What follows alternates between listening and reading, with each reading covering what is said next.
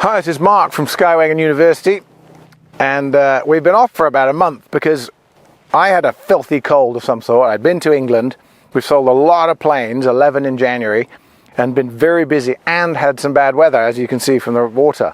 So there's been a gap. So as a little bonus today, these four, they're all 172s, all of them. But none of them are the normal everyday 172 you'd expect to find on every ramp across the world. So we're going to look at each one and why it isn't normal. And if you're wondering why the sun is shining and I'm in a big heavy LL Bean coat, it's because it's 32 degrees, which is 0 centigrade, and that is ice. So let's have a little bit of a look around them and see what's what about each. Overview first, to see what we're going to be talking about. That is a 1999 172 SP. So it is kind of normal, but it's 180 horsepower and it's modern. Okay, let's back up a little bit. The 172s were built from 56 to current day, with a gap from 86 to 96 where they stopped production and then restarted with the restart planes, which is that. They made 44,000 planes so far. They've made 44,000 planes. It's the most popular plane ever made, and it's the most mass-produced plane ever made, 172s. And so they get the rear window. These all have rear windows. They get the rear window in 63. Prior to 63, the 50s planes, the 56, they were 170s, the tail dragger with a rounded tail, and the 0300 Continental 6-cylinder in them. Those planes are 170s made into a nose wheel in 56. So the last 170 built is 56, and the first 172 built is 56. And it had manual flaps, Continental engine, straight tail. Very popular plane. And they stayed like that until 63 with the 0300 in, and then they got the rear windows, a little bit like the 182s, around about that vintage. And they kept the Lycoming 0300 145 horse, or the C145, or the, what's the other name for it? The Continental 6-cylinder. They kept those right up until 67. So you can get rear window planes with a Continental, which is 145 horse. Now the interesting thing about these four, the end one over there is a 63. The furthest one from us. It should have an 0300 in it, but it doesn't. It's got a 180 horsepower Avcon conversion engine in it, which is the same as a Mooney M20C with a constant speed prop. The one this side of it, the brown one, is a Cutlass RG, which is retractable gear, 180 horsepower carbureted. And then this one here is probably the rarest 172 I've ever seen. That is a 76 172N, but it's got an injected Lycoming 4-cylinder 200 horsepower engine in it and a constant speed prop. And everybody would think, oh, it's a Hawk XP. No, a Hawk XP is an IO360. That's an IO360 as well. But a Hawk XP is an IO360 Continental 6-cylinder 195 horse at 2600 RPM and 210 horsepower at 2800 RPM. No, that isn't right. It's so there's 2 RPMs for the Hawk XP. One is 210 horse, one is 195 horse. That is not an XP. That is a regular 172 with a Lycoming IO360 injected Lycoming in it, which is the same engine that a 70 or new Piper Arrow would have, a Cardinal RG would have, and a Mooney 201 would have. So fuel injected, big tires. I've never heard of them before. It's the only one I've ever seen, but it's a legit STC and it's a very nice plane. It's got big tires. We'll look at it closely. And then this one, of course, is a... Sorry. Always happens. I'll turn it off. This one is a 1999 172 SP, which is also 180 horsepower, but a fixed pitch plane. Okay, so that's the overview. Now let's look at them in detail. Okay, so the first one we're going to look at, and I'll jump around. There's going to be a lot of information. It's going to pop in my head, and I'm just going to say it when it comes to mind, when I see something. So this is a 99 172 SP, and you can tell because the end number ends in SP. When these first were started in 1996, after the 86 they stopped making them, 96 they started again, they were derated 0360s. so they were 160 horsepower. Then in 98, they came out with the SP, which was a non-derated 360 Lycoming, and it's 180 horsepower. So this is a 180 horsepower 172, and it's very similar to the 86s. They literally got an 86, put it back on the jig, and made it new and filled it with leather and radios and charged 5 times as much. In 1956, they made 3.8 172s a day. They made 1,400 in 1956, 1 year production, 44,000 total production, like I mentioned earlier. If you've been watching our other videos, we've got a lot of other videos on different years and models and types. 172s from 73 and newer should have their landing lights in the nose. So why has this got it in the wing? Now we're going to get into some detail. The 83 to 86 172s are called Cutlasses, and they are 180 horsepower. Factory 180 horsepower. They had their landing lights in the wing. So all the restart planes, restart 96 to current day, have landing lights in the wing, and that's another giveaway on the ramp. Also the swoopy paint job and the door handles. So 180 horsepower, fuel injected, Lycoming, fixed pitch. So it's not high performance, it's not retractable, it's the perfect trainer. And this one has been a trainer and will be a trainer. It's got a new owner in Reno when it leaves. So it's very, very familiar with standard with all other 172s. If you flew this, you'd think you'd feel at home in this if you're used to the older planes. Other little giveaways about it being newer is, apart from the swoopy paint job, is this door handle, which is the T-shaped handle where you don't have to slam the door. I mean, some people have been saying, get into the detail. If you're bored, just forward it through this, but there's going to be some detail. Like that door handle would be 82 and newer to 86, and all the 99 to right up to current day, like up to 2024. If you order a 172 today, brand new, you won't get it until 2028, and it will cost 700 grand. And it's that plane with Garmin radios in it. So 172 SP. And what I think, when somebody says 172 to me, I think of a 70s plane with 150 horsepower Lycoming and some King radios in it. So when I'm saying that these aren't all normal, for me this isn't really normal because it's new, 99. But let's go down the line and look at some of the other things on the other three. So this is the 200 horsepower Lycoming powered one. So this is a 76 172N, which in normal, if it hadn't been modified, it would have a 150 horsepower Lycoming 4-cylinder carbureted in it and a fixed pitch prop, and it would be the perfect trainer of the 70s. And you know, everybody has flown them, everyone's learned to fly in them. Look how high it is. This is taller. It's on bigger gear. It's on an air glass fork, which will hold an 850 tire in the nose. You can put an 850 on all three wheels. It's got a constant speed prop, fuel injected, Lycoming 200 horsepower, 4-cylinder, and an STC to put all that in it. And it's got a boost pump. It's weird. You start it, there's a boost pump in it that you'd never think it would be in a 172. Bigger tires, tubular landing gear, tubular landing light in the nose because it's post 73 but pre restart, which is 1996. But other than that, very standard. But what this mod has done to it is bigger tires mean off airport, bigger engine means shorter takeoff, steeper climb, easier carrying weight, no carb heat because it's fuel injected. So it makes it into a very youthful plane that isn't a Hawk XP and isn't a 182. Good place to cut. Something came to my head and disappeared again. Yeah, okay, I got it.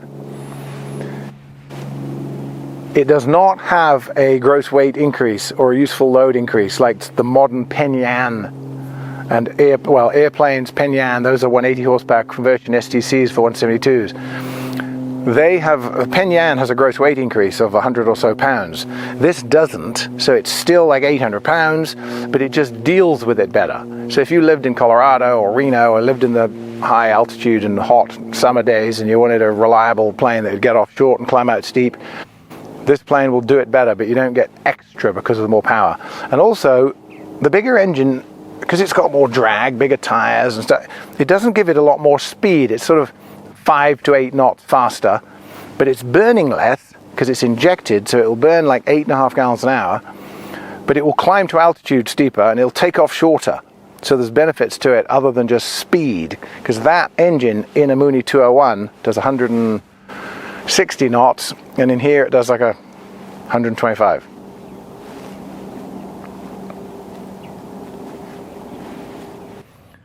So 76, old style door handle, very familiar to anybody who's flown a 172.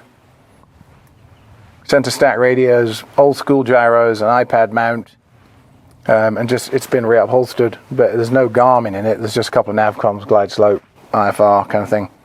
But it's been living in Minden, so it didn't really need to be. It's been where there's probably 363 days of sunlight a year, so it didn't really need to be IFR.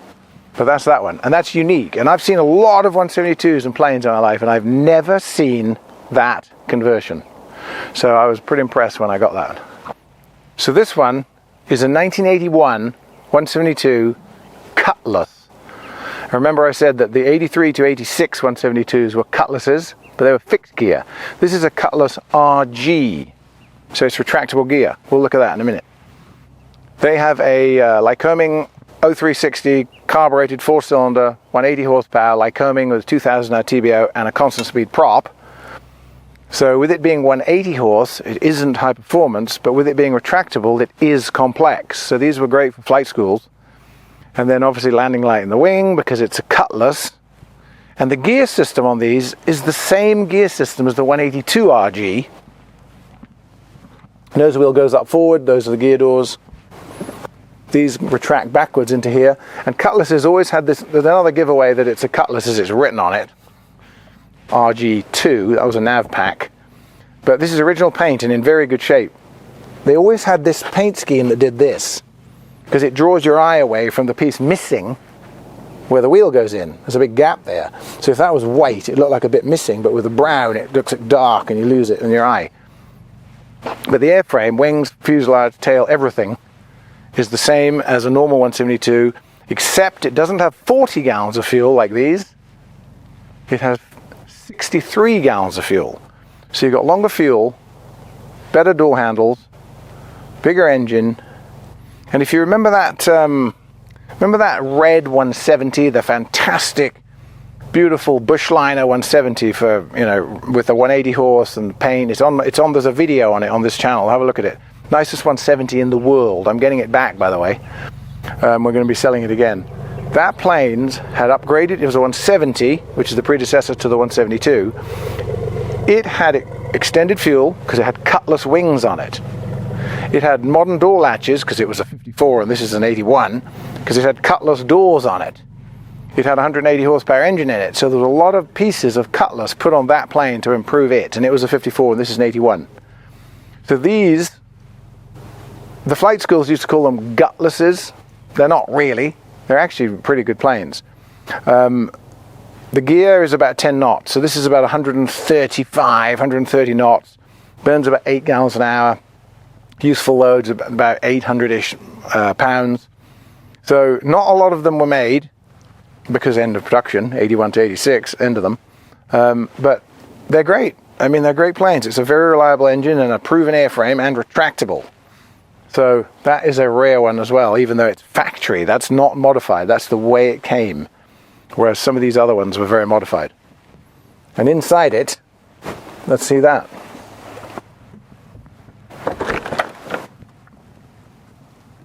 Very 182 RG-ish. It's got a Garmin 650. It's not for sale. I've borrowed this, by the way. Tom, thanks very much for lending us the Cutlass. I knew I needed a variation of 172s, and a friend of mine lent me this.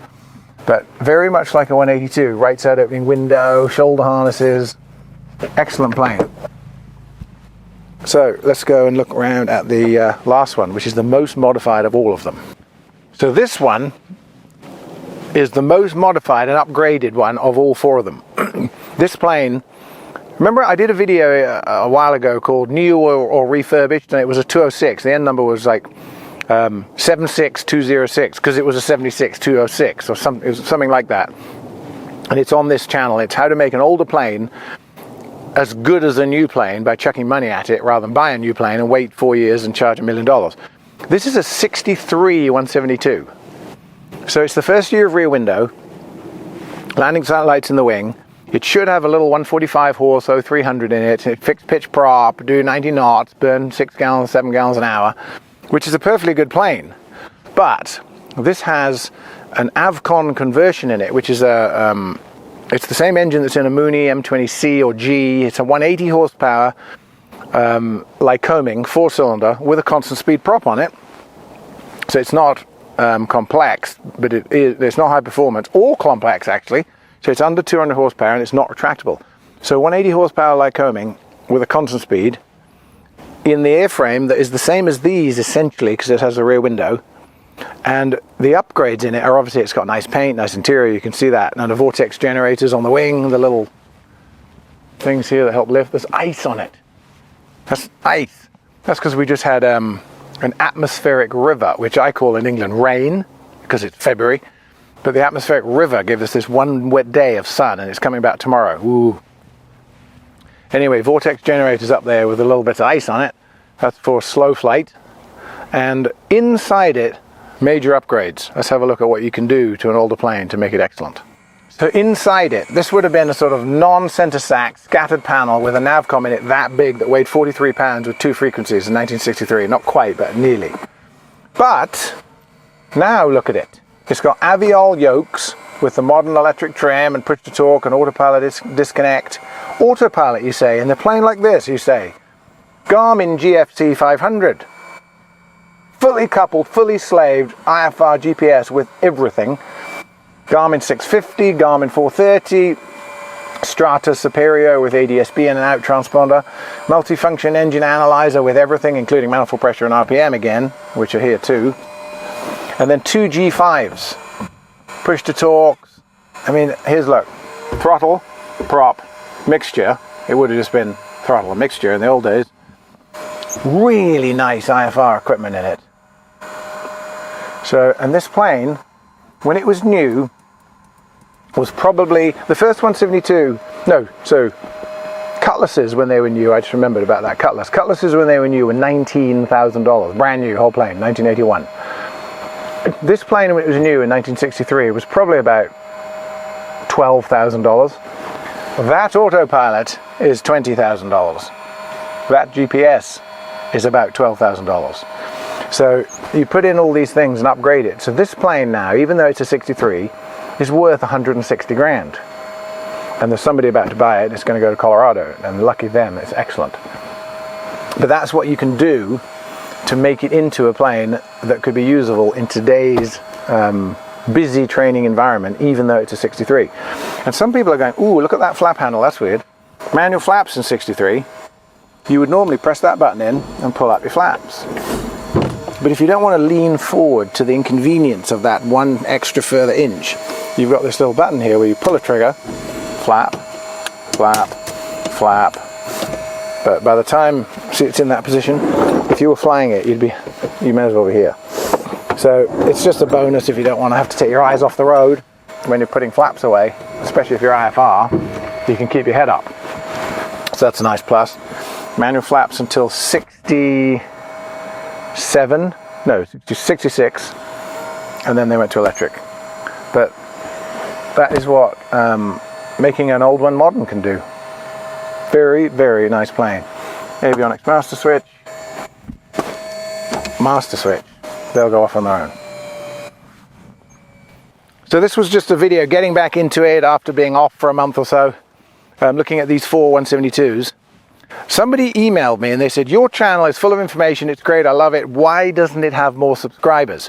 And he gave me a really interesting tidbit of information that he asked me to pass on to you guys.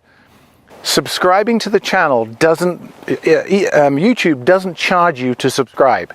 So we're kind of at like 39,000 views.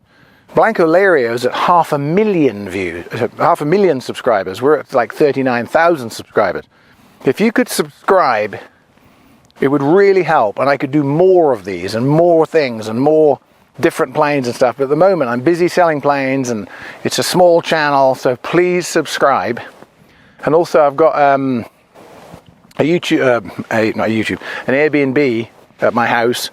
It's called the Milk House Airbnb. It's on the Airbnb website. So if you fly into Placerville, you can rent the Airbnb.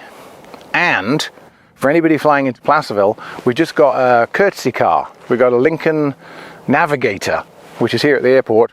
And if you call in advance, you can use it to go to Apple Hill and go to, you know, some wineries, go downtown, have something to eat. So it's not just stuck on the hill, hard to get into town. So there's a courtesy car here too, a really nice Lincoln Navigator. Don't crash it.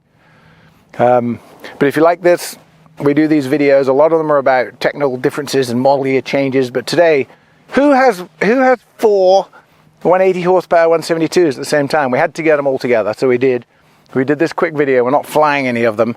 We might do others in detail, like that Cutlass, because it lives here. But if you like it, subscribe, and then click on the little bell for notifications. And thanks for subscribing. Thanks for watching.